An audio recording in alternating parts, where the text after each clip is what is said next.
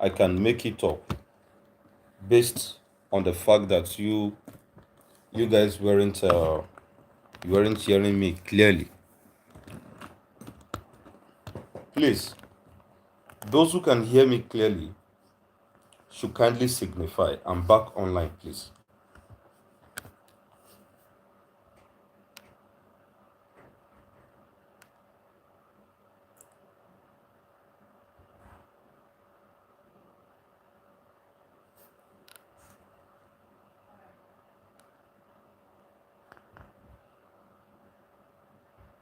So, as I was saying, please, those who are joining, if you can hear me, just drop a message, please.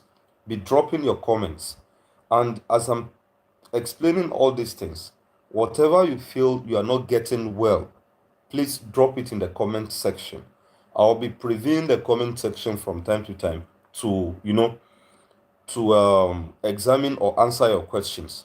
Please and please, if you can hear me clearly or loudly, please kindly drop your comments. And as you're watching, you may share the link on various platforms. So those who don't have the opportunity of being online can also join us. What I'm trying to explain in essence is simple. I said that the course itself has to do with African people and society. We are to examine the nature and the composition of African societies and how far have we gone as a people in Africa generally. We are to examine the concept of Africans in diaspora. When I say Africans in diaspora, we are talking about Africans who have left the shores or the continent of Africa to seek for solace, to seek for better lives in other parts of the world. At the mention of the word Africans in diaspora, what should come into your mind is the movement of Africans, movement of Africans rather, or African descendants to other places or to places throughout the world, predominantly to the America and also to Europe. The Middle East is not left out, and every other parts of the world. Africans can be found in Portugal, in Germany, in the Middle East, Asia, and some other parts of the world. Historically, the concept initially referred to the descendants of Africa or Africans who were enslaved or shipped through the Atlantic, ocean or Atlantic slave trade, what we call through Atlantic slave trade. And some of the largest population of Africa can be found in Europe, America, Asia, and Brazil. But in recent times, or in contemporary periods, or in advanced societies of the world today, you can also apply the concept of Africans in diaspora to Africans who have migrated from the continent of Africa or from the shores of Africa in order to seek education, employment, and better living for themselves and their children. We are talking about Africans who left in search of greener pasture. And in recent societies or in recent times, you will agree with me that there are so many Africans who have decided to seek for better lives in other parts of the world. Some left through various conflicts in their communities. Some left because of bad economy of their various countries. Some left because they needed a better place for themselves. Africa is rich. Africa is greatly, endowed. But the question is, why are we still very backward? Somebody just dropped a message now that she doesn't understand what we meant by or what we mean by Africans in diaspora. It simply refers to those your uncles, those your brothers from Cameroon, from Chad, from Egypt, from Algeria, from Benin Republic, from Togo, from Ghana, from Nigeria, from any country that is located within the continent of Africa. those Africans who are living outside the continent of Africa. We are not talking about Nigerians who are living in Ghana. We are not talking about Ghanaians who are living in Egypt. We are not talking about Egyptians who live in Tunisia. We are not talking about Ivorians who live in Tanzania. We are talking about people from Tanzania, from Togo, from Mali, from Ivory Coast, from Algeria, from Tunisia, Egypt, you know, any country that is in Africa. Those people who have left Africa, living in other parts of the world outside the continent of Africa, are those we refer to as Africans in diaspora.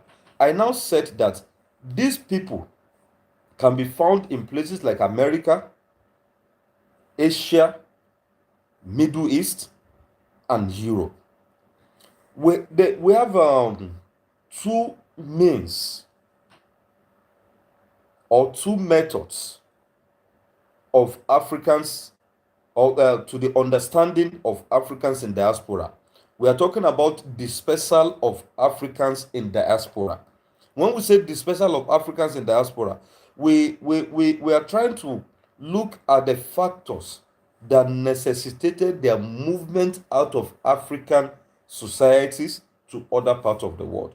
The dispersal of African is in diaspora can be viewed in two ways. One, through the Atlantic and Arab slave trade, and two, through migration. One, we are going to examine the special through slave trade.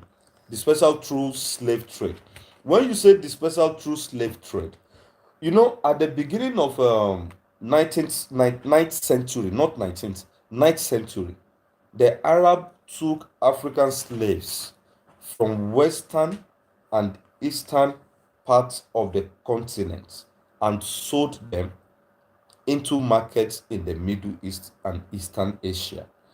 Also, in the beginning of 15th century, the Europeans captured African slaves from West Africa and took them to Europe and later to America. So, our discussions on Africans in diaspora would be examined in two ways. One, dispersal through slave trade, that's transatlantic slave trade and Arab slave trade, and through migration. You know, when they took Africans to Europe and America, both the Arabs and the Atlantic slave traders ended their activities in 19th century. They ended their activities in 19th century. So the dispersal through slave trade represents, and it amounts to, one of the largest human migration in history. If you trace history, you will agree with me that transatlantic slave trade continues to be one of the highest level of human migration in history. Let me say, not necessarily human migration.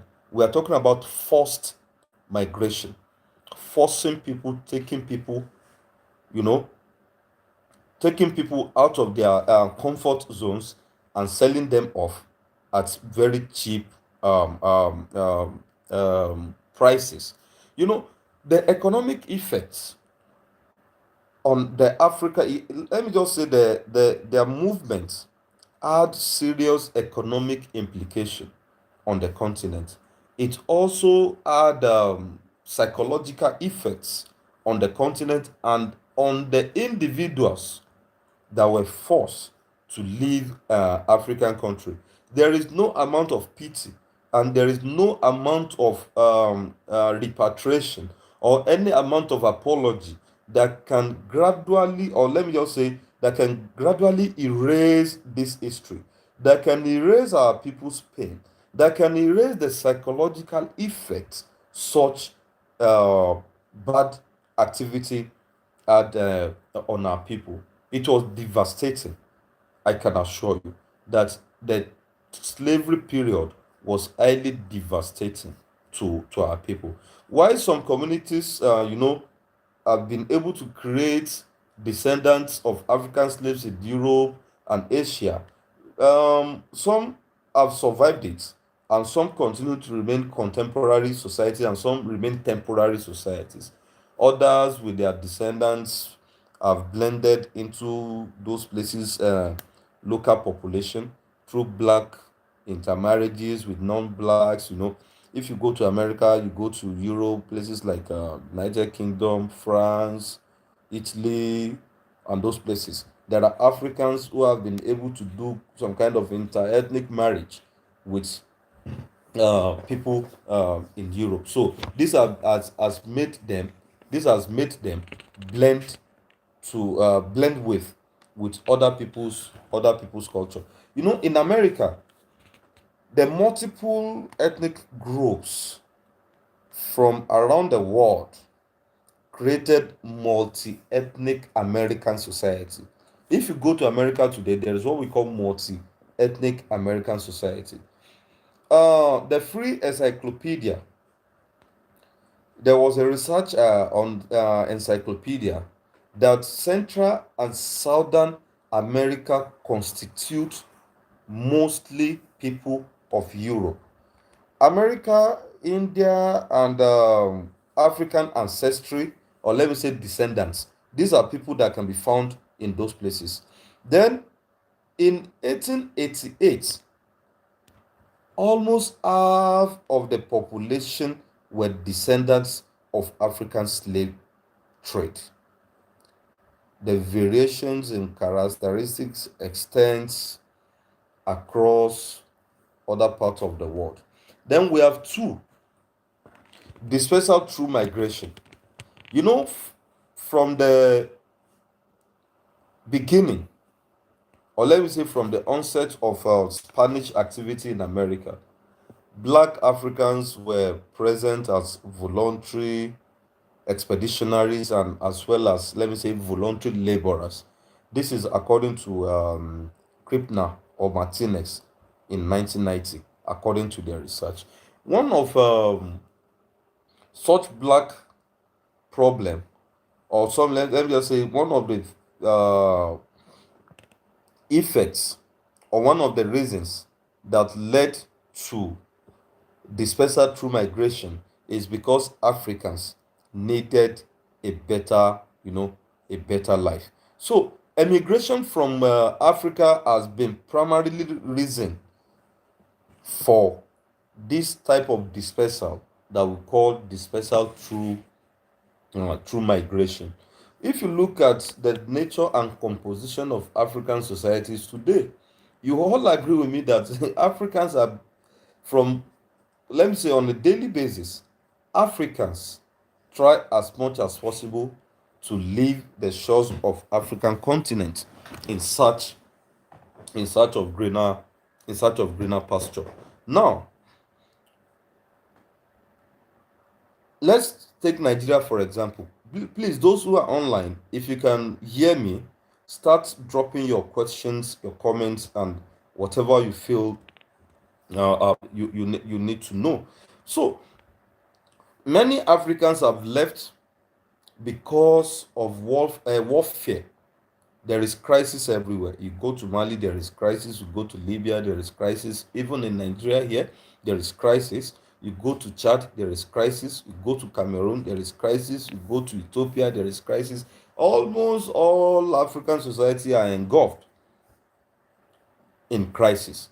Now, you know, people now have started living for better economic opportunities.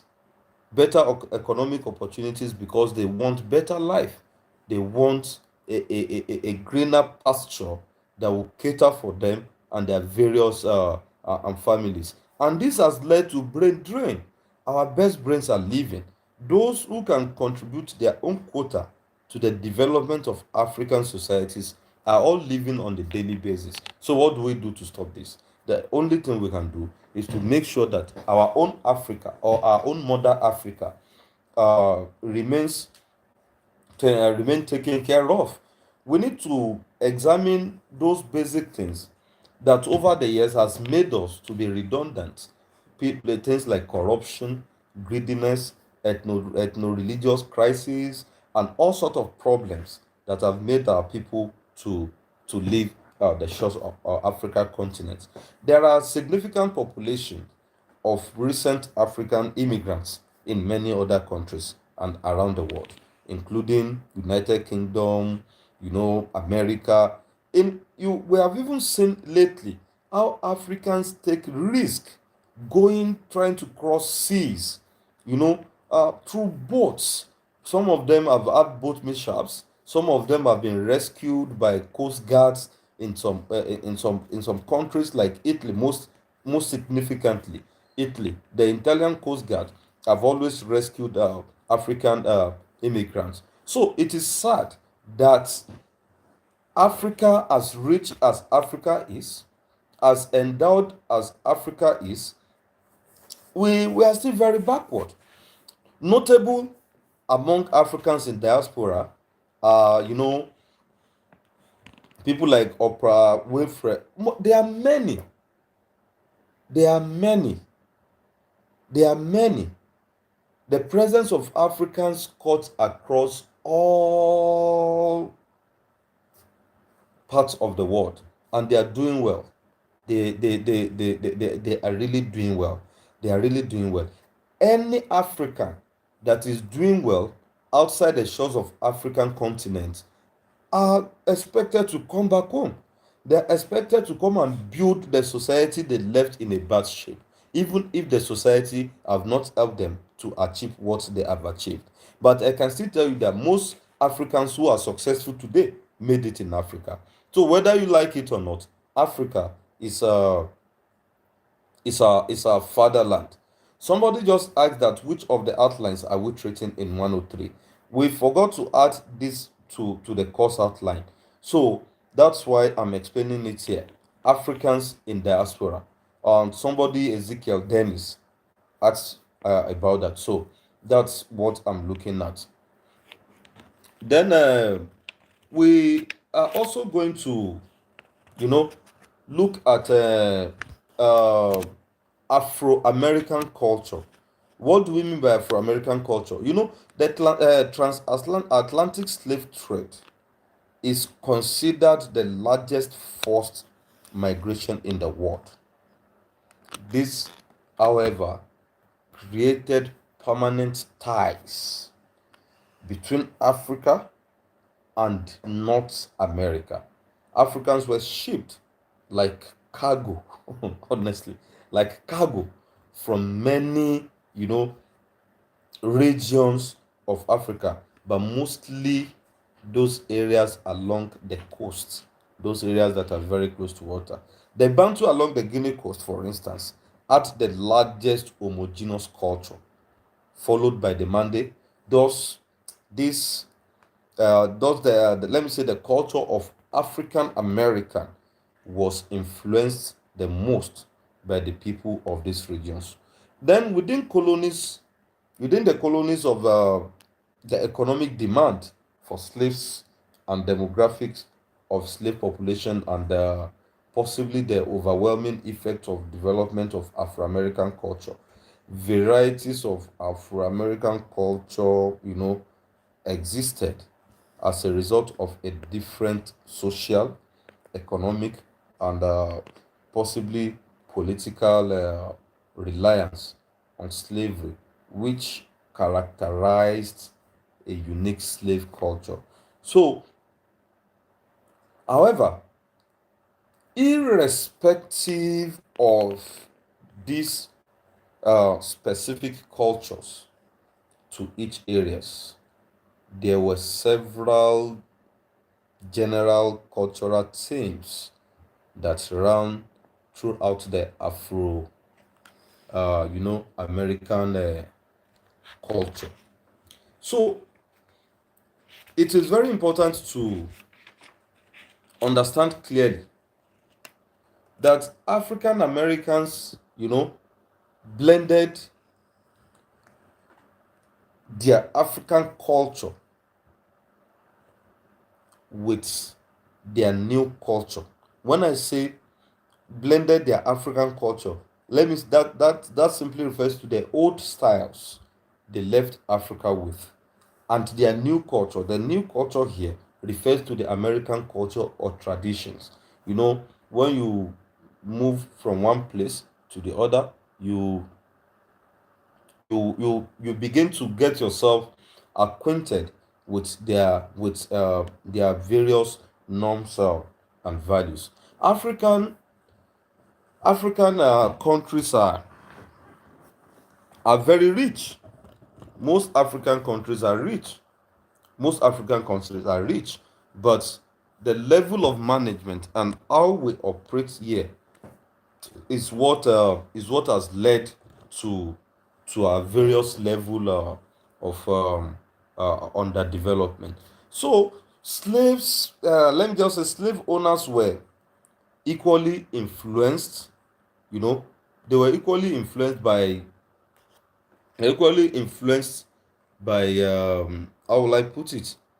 They were influenced by the um,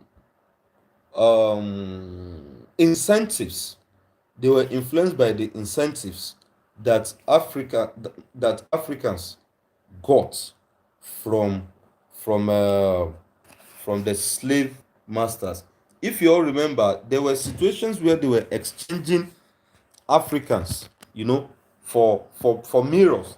They gave my forefather and your forefathers mirror, and they exchanged African people to to hey, they exchanged African people to collect mirror from the masters. So this led to brain drain. In this period, Africans who were supposed to be useful to Africa were not allowed, to contribute their quota to the development of African country. Let us also examine African language. you know African language was also blended with the American language prior, to this prior to this period. Now, the pidgin English spoken today was seen as a proof that Africans were not intelligent enough to learn the English language. The pidgin English we speak today was seen as a proof that Africans were not intelligent enough to learn the English language. However, recent studies, recent recent studies have shown that the English spoken by African Americans ties to African languages or can be traced to African languages. For instance, the Creole language, like the Gula and the Pidgin English, still spoken in parts of contemporary United States of American society. When you go to places like in US, Pidgin English is still being spoken very well. If you look at their society, it's most of this thing reflects pieces of the African culture that survived slavery. When I say pieces of African culture that survived slavery, I'm trying to tell you that they could not take away what was African completely, from Africans. So African culture survived slavery, but not an inability to learn English language, not at all. The it's you know if you also look at the Twi, the Igbo, the Yorubas in the same vein, they they also they are, let me just say, they are also part of the persons or the tribes that can mostly be found in other parts of the world. Africans in diasporas have, however, continued to make impacts in the global world. Africans are thriving, they are succeeding. Africans are making impacts. Um, you know, with our courage and level of determination, some Africans have been able to reveal the racism prevalence in Brazilian society. and which Brazil continuously or shamelessly concealed. There are places in Brazil where they speak Yoruba, they worship Yoruba deities, they speak Yoruba, they beat Yoruba talking drums. They are let me just say they behave like the Yorubas. They have their own Ifa, that's God of divination. They do everything in line with the Yoruba culture. There are places in the world where you predominantly find Igbos. You find other ethnic tribes in other parts other parts of the world. So it's uh, it's very important that we know that Africa is great. Africa as a continent has potential. Africa as a continent is uh, is endowed.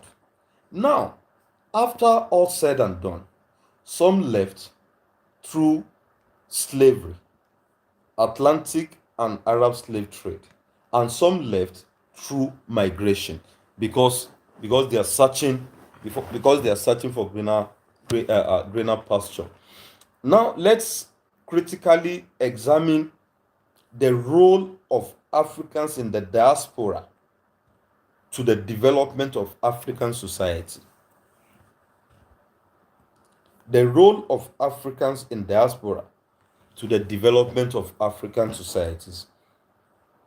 Since the early 70s, there have been calls, pressures by African leaders from different African countries to come back home. There have been people begging them, meeting them, embassies of various African countries, often from time to time, try as much as possible to convince their people on the need to see reasons to develop Africa so that Africa can also compete with other parts of the world. Now, you know, there have been talks on the issue of brain drain, even in the academic circle. I, as a person, there are people who have advised me that look, go and find a better life in other parts of the world. But I've also come to terms or agreed with terms that nothing is impossible in my fatherland. I said earlier on that most Africans who are successful today made it right in Africa. Even richest persons in Africa all made it within the African continent. So those that are outside the shores of African continent are just only a few compared to the number that are left here, you and I. But I know there are also some of us who, in the next few years, they'll begin to, run up and down because they just want to leave the shores of African country. I wish you all the best. You can, but as you leave, try as much as possible. What Try as much as possible to to come back home and do the needful. It is also hoped that Africans in the you know Africans in diaspora over the years have created various non-governmental organizations giving humanitarian services, giving scholarships, supporting people medically, trying as much as possible to see reasons to better the life of Africans. Um, you know, there are social entrepreneurs among Africans in diaspora. There are social entrepreneurs among Africans in diaspora. And when I say social entrepreneurs among Africans in diaspora, I'm talking about Africans who have been able to, come up with various business plans. They have succeeded in all ramifications of their business ways. They are Africans in diaspora who have made it enormously. So therefore, we need them to come back to Africa to help Africa. The social, social entrepreneurship itself is a tool to be used by Africans in diaspora to improve themselves and the continent of Africa. Um, we have Africans in diaspora who have continued to make their contributions to the development of Africa in various ways.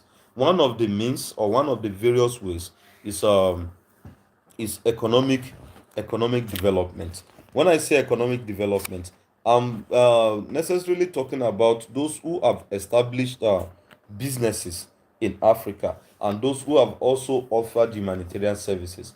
For instance, the Art Foundation, established by former Nigerian player Iwan Kanu Art Foundation. It's in Nigeria and it has helped to promote, you know, health in Nigeria. Apart from providing jobs for the people, they have been able to take various persons out of their health predicaments. The major goal of the foundation is the servicing of entire African continent. But if other Africans in diaspora can also come back and do stuff like this, it will go a long way.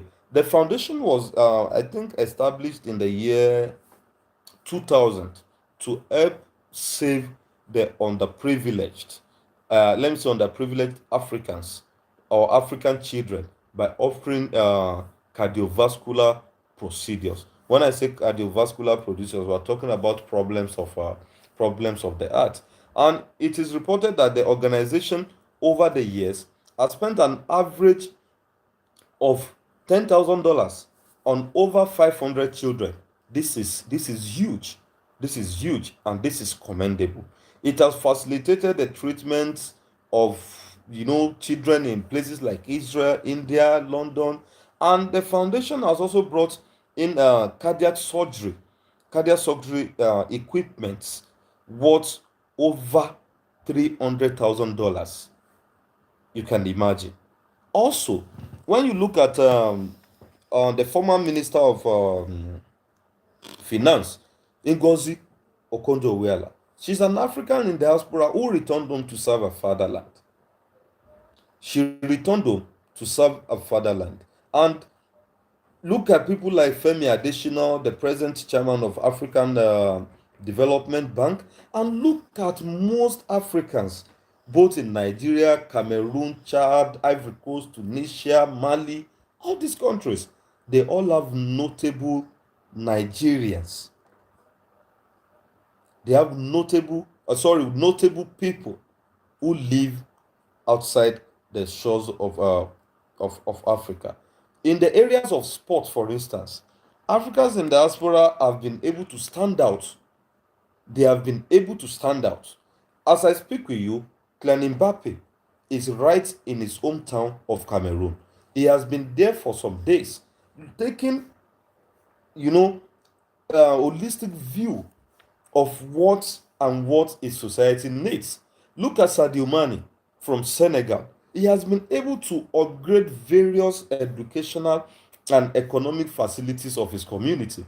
He's an African, but he doesn't live in Africa. We also have various Africans who have made home remittance. Home remittance is another area in which Africans in diaspora have contributed to the development of the economy. For instance, those who living abroad usually send home money for economic development. Some even go as far as building houses, even in their various communities that they don't even live. Some are sponsoring education of their siblings and so on.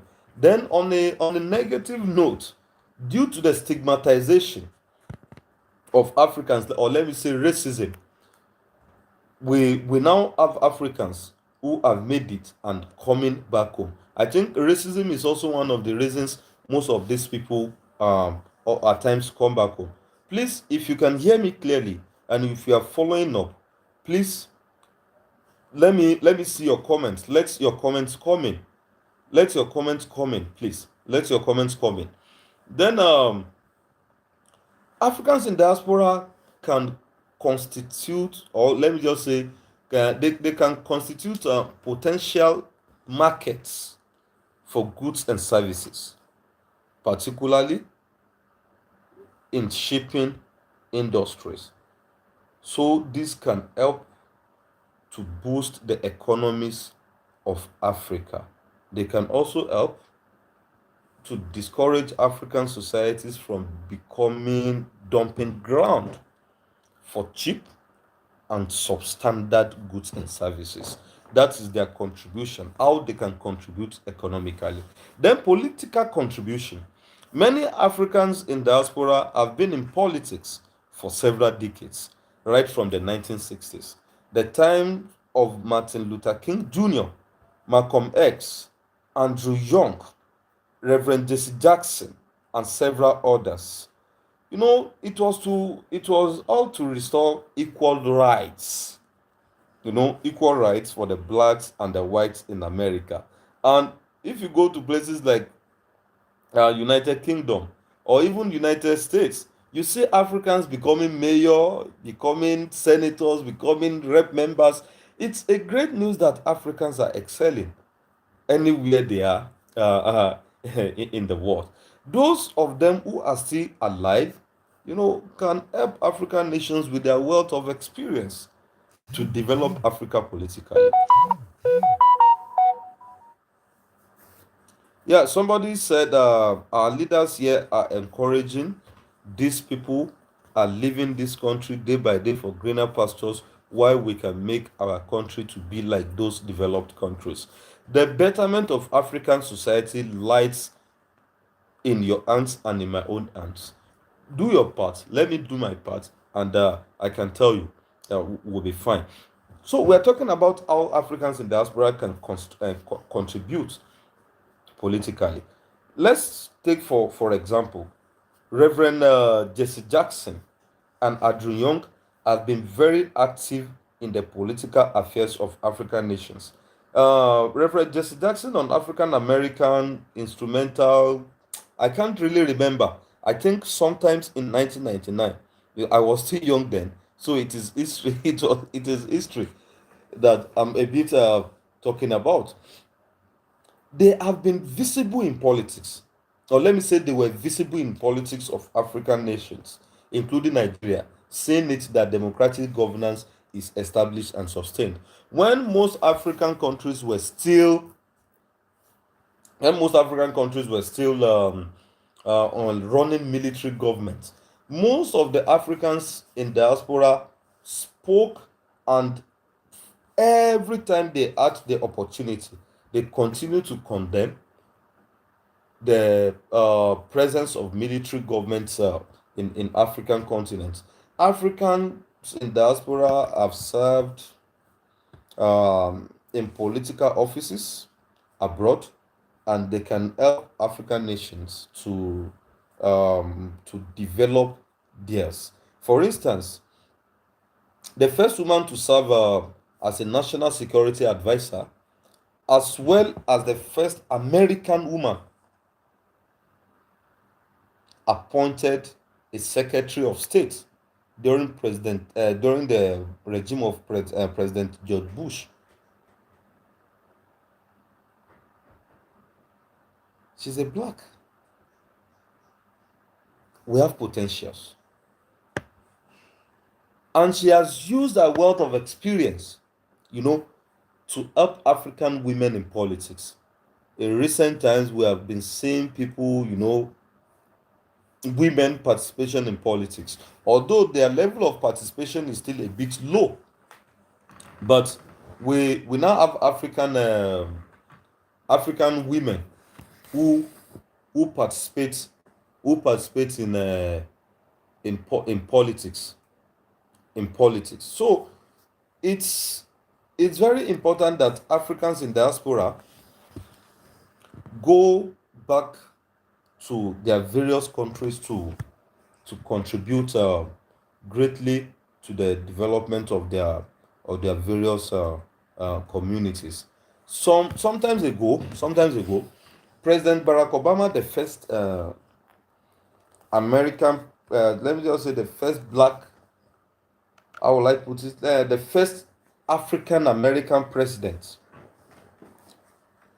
told African leaders, and he said, young people in Africa can shape. He said, and I repeat that young people in Africa, can shape the future of Africa for a better development. They can shape the future of Africa for what? For better development. When we say development, we are not necessarily talking about we're not necessarily talking about economy alone. We are talking about the progressive movement or transformation of African societies. Someone just asked whether uh, there is any percentage of women that are allowed to participate in politics. There is no percentage. Millions of women can participate in politics. Millions of women can participate in politics. So there is no limit to the number of women that can participate in politics. So, like I was explaining earlier on, then somebody say Africans in diaspora should also contribute on the economic independence of Africa from the Western imperialism. Our ancestors has broken a lot of Western imperialism, but not economic imperialism. Yes, you are very correct. Imperialism itself is the highest stage of capitalism, and there is what we call internationalization of capitalism. All capitalists of the world, they know themselves. They get across with one another and each other as at when required. I doubt if economic imperialism can be broken except our societies are as developed as theirs. There are the economic institution is a very vital institution of the society. So whether you not like it or not, all societies of the world will have to come together, you know, to build the economy. So I was explaining what President Barack Obama said then, that that he maintained that Africans can shape the future of what? The future of Africa only if we are serious, and it can shape the future of Africa, for good. So it is now obvious that our political institution in Africa is not what we can call standard democracy. Democracy, as we said, is the government of the people, by the people, and for the people. But the truth and what remains very important um is that oh I'm sorry, I'm trying to is that our democracy lack the necessary ingredients of of the normal of the normal democracy the one of the various features of democracy is free and fair election, you know rule of law, and so on. So you need to check whether those things are part of the necessary ingredients of the kind of democracy we practice in Africa. President Obama has become a role model and a source of inspiration to many black people living in other parts of the world. In the same vein, Michelle Obama, the wife of same Barack Obama, in an address, I think it was a forum for young female leaders in South Africa then, as reported by Sky News, sometimes in 2011, she urged Africans to hold to hold their leaders to hold their leaders accountable. We need to hold our leaders accountable. Somebody said this country can be developed, but leaders in this country won't put into consideration the efforts or contributions of these Africans in diaspora. Let them just do their part. It is very important that they do their part. So further, African diasporan voices abroad are important in the moderation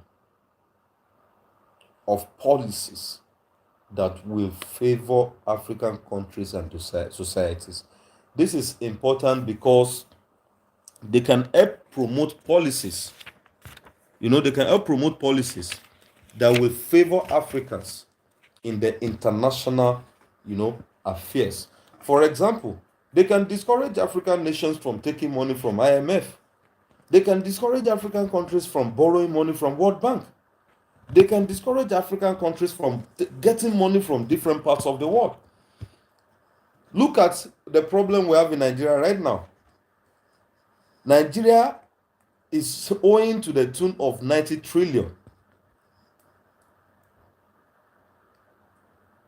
That is sad.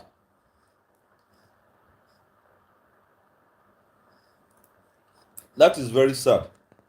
That is very sad. 90 trillion is a huge amount of money. So we can let me just say Africans in diaspora can also ensure that the policies of African nations, because we often make policies in Africa, but the problem has always been implementation. It has always been implementation. And the level of money we even borrow from IMF and World Bank, it will continue to impoverish our people. Because despite our natural resources, despite how blessed we are, why are we still highly underdeveloped and highly impoverished? It is because there are problems everywhere in the world.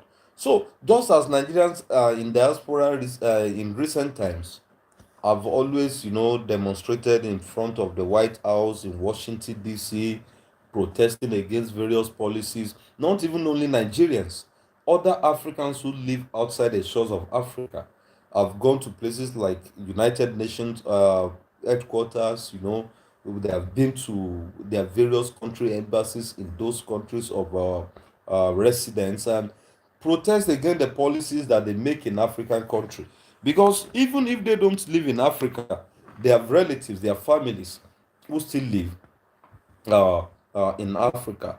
The recently or sometimes ago, I remember former vice president of Nigeria, Nama Sambo, addressed Africans in diaspora in Washington D.C., urging them to come home and invest in agriculture. Most African countries have agriculture as their predominant economic or means of economic survival. Yes, agriculture is very important in Africa. That is why Africa is still one of the largest producer of raw materials that they even ship to the shores of Europe and America today. And we urge Africans in diaspora to clearly understand that agriculture will not only provide food security and contribute to poverty alleviation, but it will also help in the economic growth and development of various countries that they come from. So African leaders have to make home very attractive first.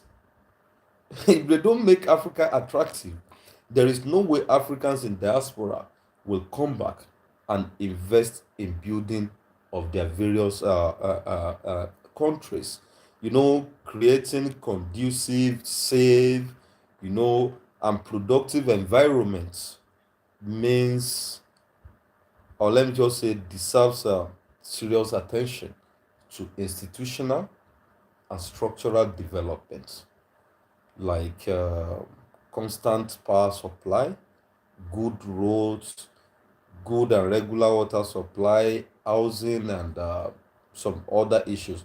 But in recent times, one of the things that will have made Africa to grow economically is foreign direct investments.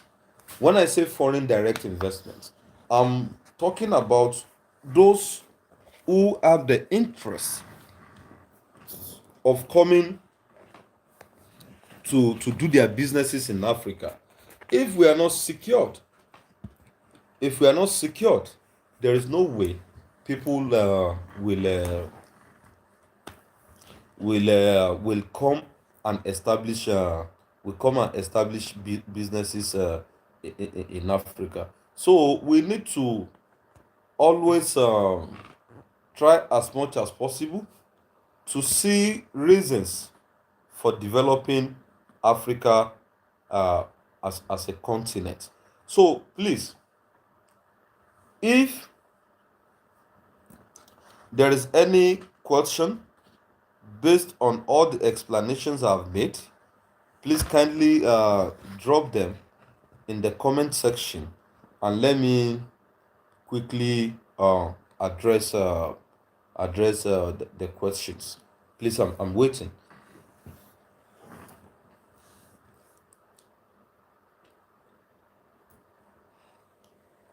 Someone just said that, sir, IMF policy on their loan or relief fund are type that will cripple Africa economic development.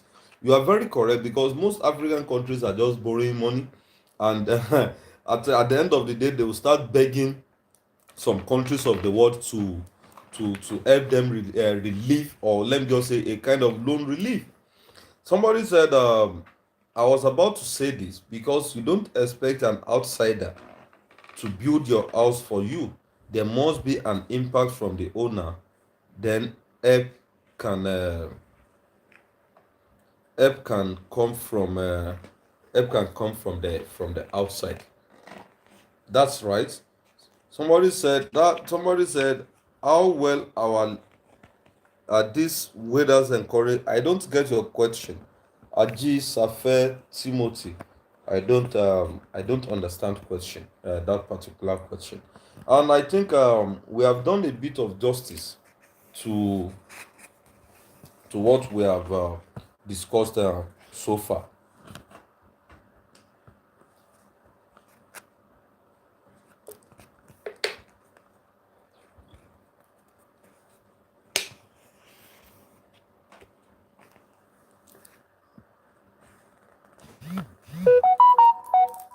Yes, Tijani Usman, we are going to sort out that any moment from now. Please continue to drop your comments. Just continue. I will make sure I sort out all the questions.